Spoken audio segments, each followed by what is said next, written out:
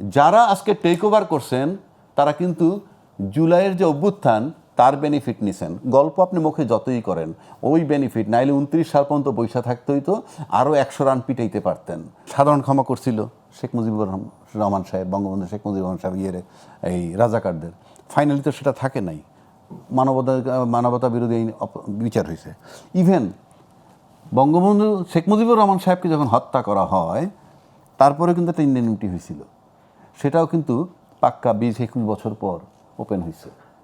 এটার মানে হচ্ছে এই দায় মুক্তি এমন একটা জিনিস যারা ঘটনাটা ঘটায় একটু ওই রাজাকারদের মাফ করে নাই, করছিল যুদ্ধাপরাধীদের, সাধারণ ক্ষমা করছিল, সাধারণ ক্ষমা ঘোষণা করছিল। যুদ্ধাপরাধীদের যাকেই করুক যুদ্ধাপরাধীদের সাধারণ ক্ষমা, 179 জন তখন পাকিস্তানে চলে গেছে, সাধারণ ক্ষমা ঘোষণা করছিল বঙ্গবন্ধু, আমি সেটা বলছি। অর্থাৎ যারা ঘটনাটা ঘটায় তারা তাদের সেফটির জন্য একটা ট্রেডিশনালি দায় মুক্তি চায়, ইন্ডেমনিটি চায়। কিন্তু বাংলাদেশে এখন ইন্ডেমনিটির উপরে মানুষের আস্থা এই কারণে নাই, অতীতে যেহেতু রিওপেন হয়ে গেছে, রিওপেন হওয়ার পর যখন বিচার আচার হয়েছে, এখন আর ইন্ডেমনিটির উপরে আস্থা থাকার কথা না, নাম্বার 1। নাম্বার 2, দায় মুক্তি সনদ আপনি দিলেন কাদেরকে? যারা ঘটনাটা ঘটাইলো অভ্যুত্থানের নামে, ফ্রন্ট লাইনে যারা ছিল। এখন যে যত কথাই বলুক, আপনারা যদি সবাই ক্লেম করেন যে আমরা সবাই ছিলাম, তাহলে জুলাই সনদ বাস্তবায়নের জন্য এত জটিলতার কোনো কারণ নাই। তার মানে এখানে গণ্ডগোল আছে। তাই এই যে দায় মুক্তি আপনি দিতেছেন যাদেরকে, আমার প্রশ্ন হলো বিরোধী দলে তারা আছে এখন, যদি আমি ছাত্রদেরকে ধরি, তাদের একটা বিল উত্থাপন করা দরকার প্রথমত পার্লামেন্টে, যে দায় মুক্তি দিচ্ছেন কেন? দায় মুক্তি মানে আই হ্যাভ কমিটেড সাম রং, যেটাকে আপনি উত্থাপন করা যাবে না বলে আমাকে ধামাচাপা দিচ্ছেন কেন?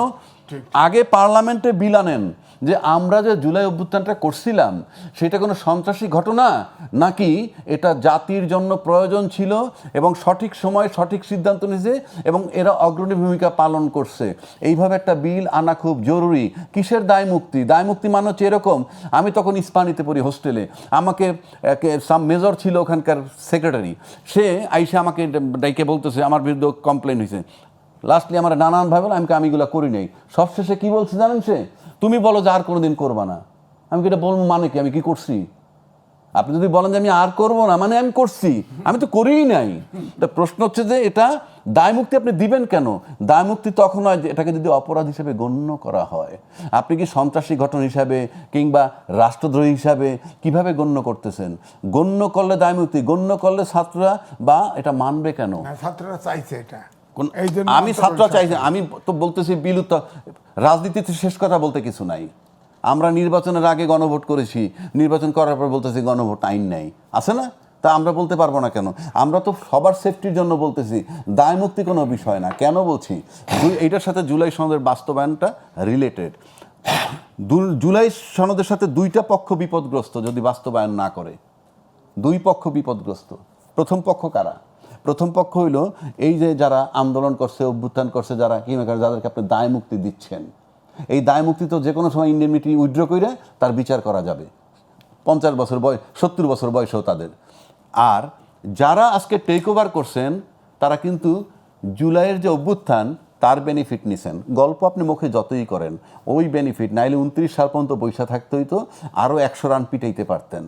300 রান পিটাইছেন এর আগে, আর 100 রান পিটাইতে পারতেন, সরকার যাইতো না, 29 সাল পর্যন্ত বসে থাকতে হইতো। তো সে কারণে তাদের সেফটিও দরকার। কেন বলছি? তারা ফুল টাইম সংবিধানের কথা বলতেছেন, ফুল টাইম সংবিধান ভায়োলেট করতেছেন। কিভাবে? আপনি সংবিধানে যতক্ষণ পর্যন্ত এক্সিস্টিং যা যা আছে তা যদি ফলো না করেন তাহলে ভায়োলেশন অফ কনস্টিটিউশন। সংবিধানের 4 ক বঙ্গবন্ধুর ছবি ঝুলছে না।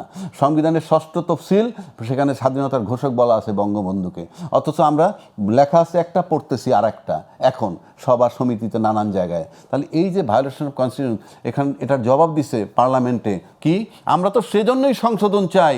আপনি সংশোধন করে যেদিন এগুলো সরাই দিবেন ওই দিন তো শেষ, ওই দিনের পর থেকে অসুবিধা নাই, কিন্তু তার আগ পর্যন্ত এই অপরাধ হচ্ছে যতক্ষণ তো সংবিধানটা বহাল আছে। তাইলে এই যে দায় মুক্তি যাদেরকে দিতে যাচ্ছেন এরাও বিপদগ্রস্ত হবে। আর যে কোনো সরকার ক্ষমতায় এসে সংবিধান যতই সংশোধন করেন, এই যে সময়টায় আপনি সংবিধান ভায়োলেট করছেন সেটার জন্য আপনার বিরুদ্ধে ক্রিমিনাল প্রসিডিং ড্র হবে। যেটা আজিজ ভাই বললো, ক্রিমিনাল প্রসিডিংয়ের কোনো মেয়াদ নাই, এটা তামাদি হয় না।